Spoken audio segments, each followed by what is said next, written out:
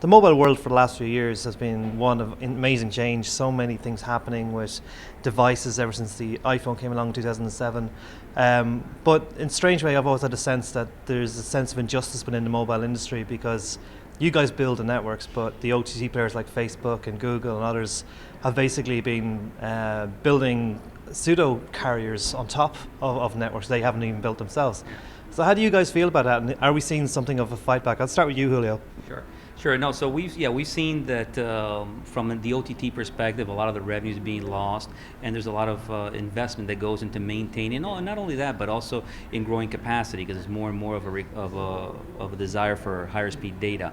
So what we're looking at is the net neutrality. So that's a very important topic for us, because net neutrality, just basically we're all applications, all OTTs are on the same level playing.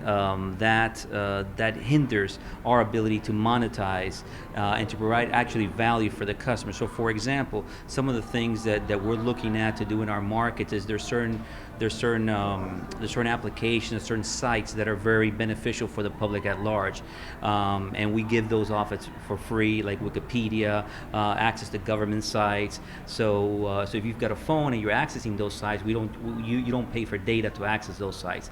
Likewise, what we're looking to do is take other OTTs that other people are using certain aspects, and then monetize those differently through transactions. So that way we're able to continue to build a network, continue to grow our coverage for our customers, and be able to value things differently based on the value that the customer sees, and be able to provide that support and infrastructure. Mandy, that sounds to me like the telecoms industry has taken a considered, kind of almost philosophical approach to this, instead of being completely angry, but instead of considering other ways, attacking the problem from a different set of angles. Yes, so Digicel's core objective is to become very customer centric, looking at what our customers are using, looking at the big data, what are the usage patterns, and working with the OTT players and the partners to help drive the customer engagement and usage. And what's the mood like among telcos? Is it one that, is it aggrieved, or is it more a case of, okay, we've just let this happen, or maybe it happened on our watch? Could we have done it differently? I think with the OTTs it's just new trends, new paradigm, new shifts, and overall shifts in the industry. Could it have been done differently? That's a good question. I don't know if it could have been done differently, because what you find is that if you try to fight that wave and you try to pull the value of the customer seeing that, then you're going to have customers that aren't happy with the way you've approached OTTs. So what you have to do is, again, look at monetizing that separately so you can have the investments in the networks. I'll give you an example. We operate in Haiti. In Haiti, the local usage is very low because subscribers are fairly poor, but they receive a lot of international calls coming in.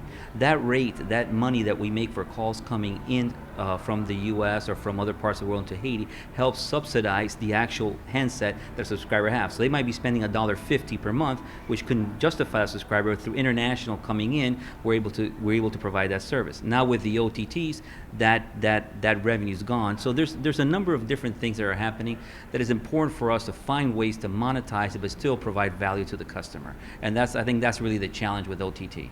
And Mandy, would you say that that operators are generally optimistic then that they can actually turn this battleship around?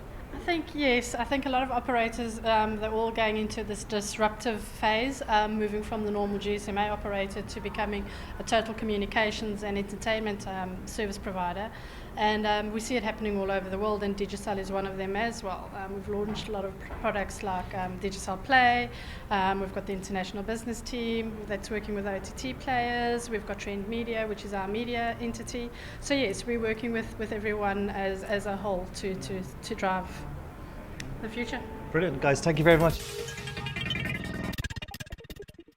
Enjoyed this video? Click here for more news from SiliconRepublic.com or follow us on social media.